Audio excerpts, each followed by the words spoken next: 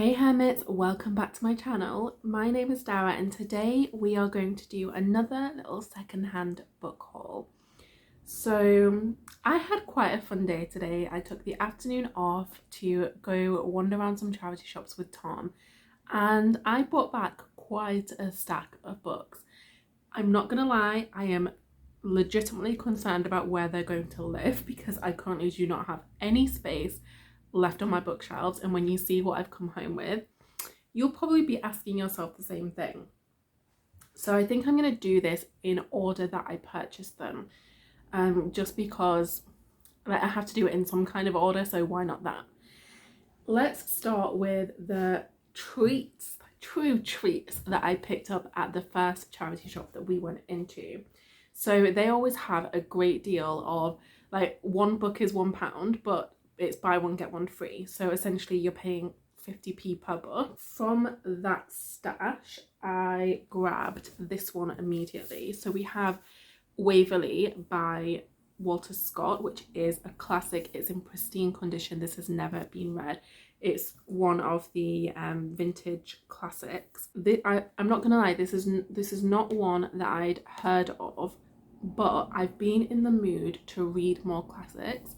And I've been wanting also to reread Outlander because I've only read the first volume. I haven't read any of the other books in that series. And this is actually set around the same time as Outlander, but obviously it's not this fantastical love story. It's more of a traditional romance because it was it was published in 1815. So I know that this is going to give me very different vibes, but I'm kind of living for it. Like, it just sounds really fun. So I know that this is around the time of the Bonnie Prince Charlie fiasco, and like while that is happening, so we have our main character, a guy who is then also caught up in a love triangle. And like, I kind of love it when you get like a man from history writing a love triangle, because they're always ridiculous and the women they write are so ridiculous, but I can look on it with like a lens of like fun and entertainment rather than just being offended and outraged. So I am looking forward to this. So like I said, I've not heard of this one before. I've heard of his, so Ivanhoe is one of Walter Scott's, and I think that's probably his most famous work that most of us will have heard of. So when I saw this, I just knew I wanted to snap it up. And then I had the dilemma of like, what else should I get? Because I feel like if I'm going to get one book for £1 or two books for £1, I need to find another one. And there were a few different contenders, and I ended up coming home with Parlour by Carolina de Robertis. So the reason that I picked this up, so I hadn't heard about this one, didn't recognise the author's name or anything, but first of all, the spine jumped out at me. That was why I pulled it off the shelf. But when I read the synopsis, it sounded like something that I would really enjoy. So this is written by a Uruguayan Argentinian author, and I love typically books by Latinx authors. I have so many. It's probably like a weirdly like preferred niche of mine. And I don't even really know why, because the books that I choose by Latinx authors are also vastly different. So this is about a young girl called Perla who grows up in Buenos Aires, and her mum, I think, is like, she has a really difficult relationship with her, and then her dad is in the military. And the book is set around the time of, I think it's like the breakdown of a military dictatorship, and her parents were on the wrong side of the conflict, so she's having to like navigate life that has vastly changed for her. And I just think this is going to be my cup of tea. It's giving me sort of like Next Year in Havana meets Of Love and Shadows, and Of Love and Shadows is one of my all-time favorite books of my life. So yeah, I'm excited about this one. I told you about the main bookshelves in that shop, but they also have this cabinet of like random collectibles, and in there I saw this collection and I was like, Tom, make the man unlock that cabinet because I need it now. This beautiful collection of Daphne du Maurier books, and I've actually been thinking that I want to read more Daphne du Maurier.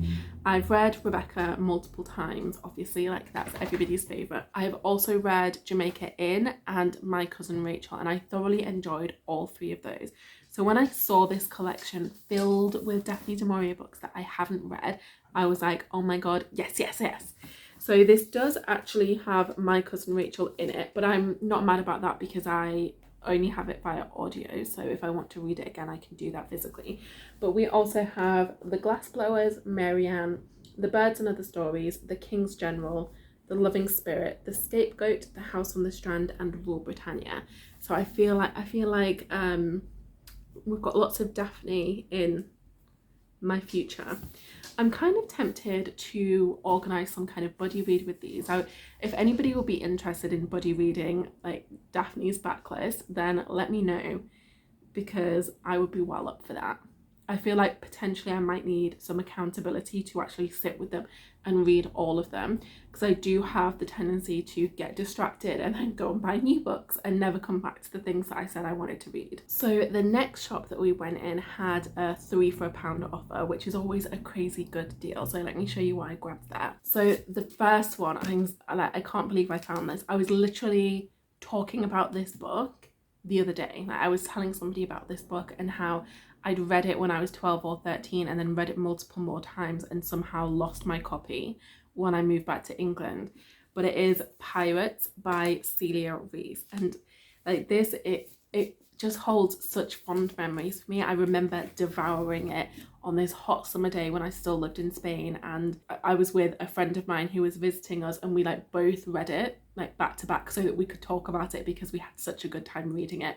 But it is about two women who sort of get into a life of piracy back in the day. Like, when is this set? 1724. So it's set in 1724, and it's about these two women who get swept up on this adventure. One is black and one is white. They come from very different backgrounds. They have very different motivations for doing the things that they do, and I just remember being so captivated by the story and so enthralled by their relationship, and I am thrilled that I can add this to my little shelf of childhood faves, and especially that I managed to get the hardcover copy for essentially 33p. Like, that's wild. The second book that I picked up there was actually a book for Tom. So he noted there was this book on cryptocurrency that he wanted, so I was like, yeah, go ahead, grab it, because I really only saw that one to start with, and so I got him that, so I don't have it here. But the third one was Clock Dance by Anne Tyler, and I keep seeing Anne Tyler books and I keep feeling like I want to read them. The covers all like give me this sort of like summery vibe, which is perfect because we're getting into summertime at the time I film this. Who knows when you're seeing it, but I'm feeling very inclined to pick up summery books right now. And I've heard a wonderful thing about this author's writing. She has a massive backlist, so if I do like her work, then that bodes well for me. Just after reading the synopsis on the inside flap, it sounds very much like my kind of story. Like, one of my favorite things is sort of a woman in her 30s or 40s who ends up creating a found family for herself, and this is very much about that. So our main character is called Willa, and she's a widow. So I think she's in her early 40s. She's a widow. Her kids have left home, and she's sort of at a loss for what to do with herself and where to go next in her life. And then one day she gets a phone call to say that her son's ex-girlfriend has, I don't know if she's been in an accident or if she's ill, or was she shot? Yeah, she's been shot and needs her help. She sort of drops her life and then goes to take care of this like ex-girlfriend of her son and the ex-girlfriend's daughter, I think 9-year-old daughter. And it just feels like it's going to be one of those hopeful books of second chances and found family, and that just feels like a balm to my soul right now. So really thrilled to have picked this up, plus another hardcover that is in beautiful condition. This next shop, this is the one where I may have lost my mind. So for a little bit of context, if you're new here, I cannot read big books. I am terrified of reading big books. They intimidate me massively. I own many big books that I like the idea of, but cannot force myself to read. So I decided to, add to that collection. The first one I saw, and this was like partially because the cover is just beautiful, but I picked up the Poisonwood Bible by Barbara Kingsolver, and this is one that I've wanted to read for years actually. I think this is such a stunning edition. Like, that's love. It's gonna look so nice on my bookshelves. It really is. But it also does sound like a story that I'm very much interested in reading. So I know that this is about a missionary family who are living in Africa, and I know that it's reached that sort of status of modern classic because it's on all of the lists. If you look at literally all of the lists of like books to read before you die, books to read in your 30s, books to read before you're 30, like anything like that, this book is on those lists. So I definitely do want to give it a go, but it is a chunky monkey. So it's 614 pages, which might not seem chunky to most people, but for me, anything beyond 500 pages is like, that's a big book in my mind. Plus this one has the teeny tiny font, which, I feel like it makes the page count a little bit of a lie, because if the font is teeny tiny, then really it should be more pages, and they're just trying to save money on paper. Like, let's be real. But I'm excited to read this. I think it's going to be beautifully written. I've heard that it's deeply funny, deeply moving, all of the good things. So looking forward to checking out this beauty. Like, this is a beautiful book, and it is one that I have been interested in reading. There's also, I think the adaptation is like a BBC miniseries, and that makes sense given its size. But we have A Beautiful Boy by Vikram Seth. And I know that this is set in India. It is about a young girl who is really in need of a husband, and her mother is equally as dedicated in that pursuit as she is. So it's given me like slight Pride and Prejudice vibes with some like Mrs. Bennet energy, but set in India.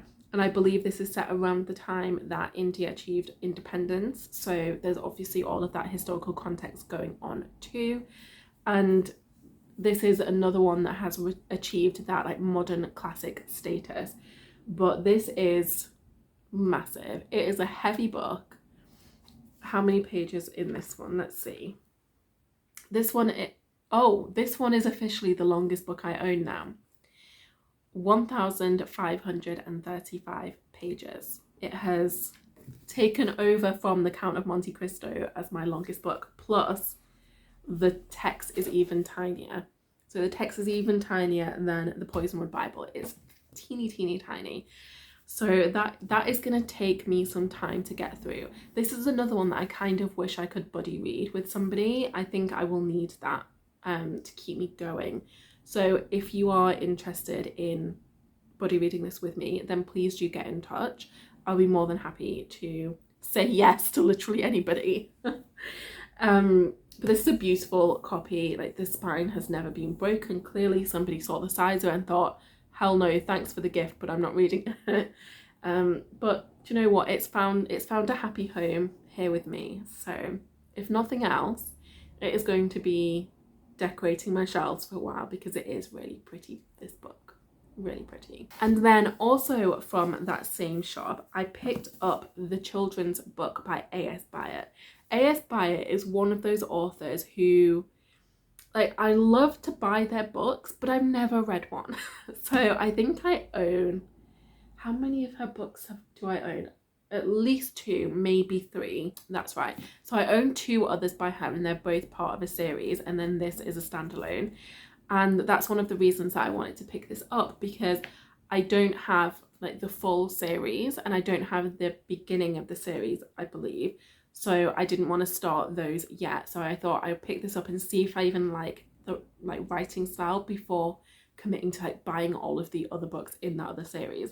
But this is about a famous author who creates these special books for her children. So it's a book about books, and I love a book about books. It's set in Edwardian times in England, and so we have these children like growing up in this very like affluent sort of academic environment, and as they age they sort of start wanting to make their own choices and start wanting to distance themselves from the lives of their family, and like all of this like sort of dramatic family stuff happens with this like sort of general air of like magical realism and literary magic. And I'm probably not describing this very well at all, but from just reading the synopsis, which is quite long, so I'm not going to read it out to you, it just sounds like it's going to be this like wonderful magical expedition. So, and I'm looking forward to that one, but it is another long one. So this one is 617 pages, and again the text is tiny text. Really getting some chunky monkeys on the old TBR here. And then last but not least, so the last shop that we went to, I picked up 3 more books. We're nearly at the end, guys. We are nearly at the end. The first one that jumped out at me was this one. So I saw this spine and it was just sort of like pushed a bit out of the shelf, so it immediately caught my eye. And I read the synopsis and realised that it's actually like a fictionalised story about Daphne du Maurier. And I thought, do you know what? I've just bought nearly her entire backlist. I am going to pick this up too. I love this cover. I think it's so cool. But this is set in 1957, around the time where Daphne du Maurier is having a tough old time. So I think her her marriage had just fallen apart. She's sort of living in isolation, really contemplating the choices she's made in her life, and feeling very haunted by her own fictional characters. And she decides to start a work of non-fiction. She decides to write a biography of Branwell Bronte, which was the Bronte sisters' brother, who at the time everyone thought was like the bright spark of the family and was the one that was going to do really well. And so she starts a correspondence with a scholar who specialises in the Brontes. So we've got some like Bronte magic in there too, like, you know, I love a bit of that. And then we also have a present day storyline of a woman's life and she is writing her thesis, I believe, on Daphne du Maurier and the Brontes. At the same time, her own life is kind of mirroring the story of Rebecca. I just think this is going to be a delightful gothic romp. I'm really looking forward to diving into this. And then I also picked up another massive monstrosity. So I picked up a physical copy of The Crimson Petal and the White by Michelle Faber, and this is a book that I've been wanting to read for quite a while, and I now own it in all the formats. So I have the audiobook, I have the Kindle book, and now I have the physical book too. So this is a story that I am desperate to read. So it is about like a young prostitute named Sugar in Victorian England, and it's her rise through the ranks of society. But it is so long. The audiobook is over 41 hours long, and that's what has put me off diving in. Like, that just feels too long, and I just know myself, and I know that if I started listening to that, I would constantly have my eye on the timer, like looking how long was left of the audiobook. And similarly with a Kindle, but like, I don't love reading massive books digitally, so I thought that getting myself a cheap physical copy is probably the best way for me to get through this. But again, it's so long, 845 pages in this edition, but the text is the smallest yet. It's really small, and like I said, the audiobook is 41 plus hours long, so you know that it's a big bitch. It really is. And then last but not least, I picked up a book by an author that I've been wanting to try because I've heard wonderful things. I hadn't actually heard about this book particularly, but it was another like 3 for 2 kind of deal. So I thought I would take a gamble on this one. And it's Affinity by Sarah Waters. And funnily enough, they actually had 2 editions of this in the shop. And I picked the like TV tie-in. And I know that that is a super unpopular choice in the booktube community. Everyone hates movie tie-ins, but I actually preferred this front cover, so what are you gonna do? But this is about a disgraced spiritualist in Victorian England who is telling her story from prison. And one of my favourite books of all time has a very similar premise. So I do think I'm really gonna enjoy this, and I definitely am going to see if I can find the TV adaptation on one of the streaming services that I have access to after I finish reading it. This one is so much shorter than anything else that I've bought today, so I'm really probably looking forward to starting with this one to ease my way in. But there you have it, a whole stack of fabulous new books for me to dive into headfirst. But I would, as always, love to hear from you. So do you have a recommendation of where I should start? I hope you don't say one of the big ones, not gonna lie, but if you do, I promise to take your advice. And like I said, if you'd be interested in buddy reading either the Daphne du Maurier collection or A Suitable Boy, let me know in the comments and I will reach out to you. So that's all from me today. I hope you have a fabulous rest of your day, and I will see you in my next upload.